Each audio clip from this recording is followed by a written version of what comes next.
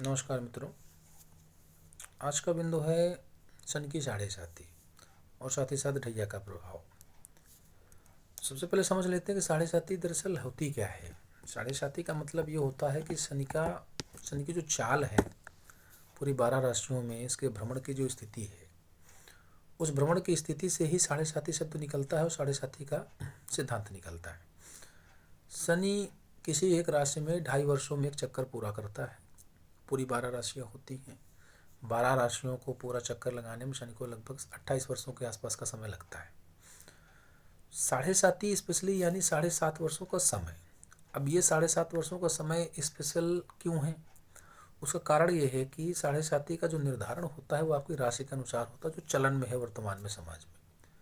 राशि का मतलब जैसे सपोज दैट आपकी मान लीजिए, उदाहरण के लिए मान लेते हैं आपकी राशि सिंह राशि है, तो जो सिद्धांत है इसका कि सिंह राशि में आपका जन्म हुआ, आपका जो जन्म राशि सिंह है, शनि जब भी कर्क में प्रवेश करेंगे, यानी कर्क में प्रवेश करने से लेकर कर्क से निकलने तक का जो समय उन्होंने लिया वो 2.5 वर्षों का हुआ।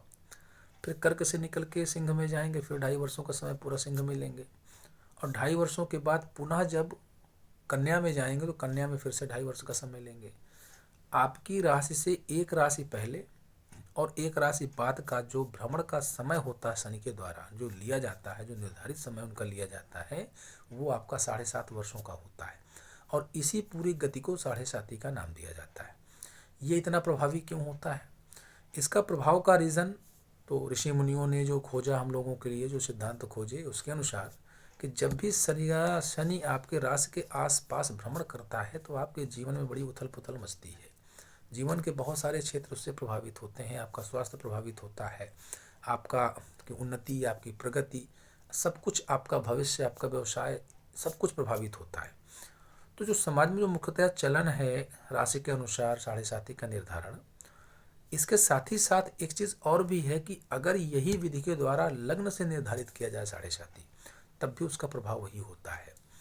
मतलब राशि के साथ साथ अगर लग्न से भी गणना की जाए साढ़े साती की, जो विधि यहाँ पर अपनाई जाती है वही विधि अगर वहाँ पे अपनाई जाए तो उस कंडीशन से भी साढ़े साती का प्रभाव दिखता है, और अच्छा खासा दिखता है। ये भी नहीं कि सामान्य हो, जितना और राशि की साढ़े साती से कई ज़्यादा गुना उसका प्रभाव, दुष्प्रभाव दोनों आपका लग्न की साढ़े साती के अनुसार होता है। तो ये 7.5 वर्षों का जो समय है शनि का स्थिति, शनि की चाल के अनुसार मुख्यतया देखा गया कि यह शुभ, एकदम से शुभ किसी के लिए नहीं होता। इसके कुछ अच्छे परिणाम मिलते हैं। जैसे मान लीजिए लग्न में कुंभ और मकर लग्न का अगर जन्म है तो उस कंडीशन में क्या है कि जब लग्न में शनि आपके आएंगे तो जीवन के कुछ क्षेत्रों में अच्छा करते हैं, बाकी क्षेत्रों में तो नुकसान करते हैं। कुछ क्षेत्रों में अच्छा करने का मतलब क्या है कि आपका स्वास्थ्य उस समय बेहतर रह सकती है, मानसिक स्थिति आपकी खराब रहेगी, स्वास्थ्य आपका अच्छा रह सकता है, सामाजिक प्रतिष्ठा आपकी बढ़ सकती है, मान सम्मान बढ़ सकता है, आय के दूसरे स्रोत भी बन सकते हैं। ये सिर्फ 2 परिस्थितियों में होती है, जब आपकी कुंभ या मकर राशि का, मकर लग्न का जन्म हो, राशि नहीं लग्न का लग्न का जन्म हो, तब जाके साढ़े साती कुछ हद तक आपके लिए शुभ होती है, अन्यथा 90% चीज़ों में ये नुकसान ही करती है। तो साढ़े साती से बचाव के लिए व्यक्ति को प्रयास करना चाहिए कुछ अवधि में शनि मंदिर में दीपक जलाना, काले रंग से बचना, काले रंगों के वस्त्रों को धारण ना करना, ये सब उसके उपाय होते हैं, सोल्यूशंस होते हैं, जिससे आप साढ़े साती के दुष्प्रभाव से बच सकते हैं। साढ़े साती की स्थिति में एक गलती और होती है लोगों से कि सामान्यतः स्वयं से पहनते हैं या किसी द्वारा निर्धारित किया जाता है कि साढ़े साती के समय में नीलम पहन लेते हैं। ये बहुत लोगों के साथ मैंने देखा है ऐसा, जो कि सरासर गलत है और खतरनाक भी है। क्यों? क्योंकि एक साधारण सा सिद्धांत है रत्नों के पीछे। रत्न हमेशा उसी ग्रह का, रत्न पहनने से कोई ग्रह कभी कमजोर नहीं होता। जिस ग्रह का आप रत्न पहनोगे वो ग्रह बलवान होगा, ये सामान्य सी बात है। अब साढ़े साती यानी शनि के प्रभाव, शनि के जो पावर है, शनि की जो ताकत, उस ताकत की वजह से आपके जीवन में उथल पुथल है साढ़े साती के समय। और अगर शनि के रत्न यानी नीलम को आपने पहन लिया तो नीलम ने तो क्या किया, शनि के प्रभाव को और बढ़ा दिया, शनि की पावर को और बढ़ा दिया।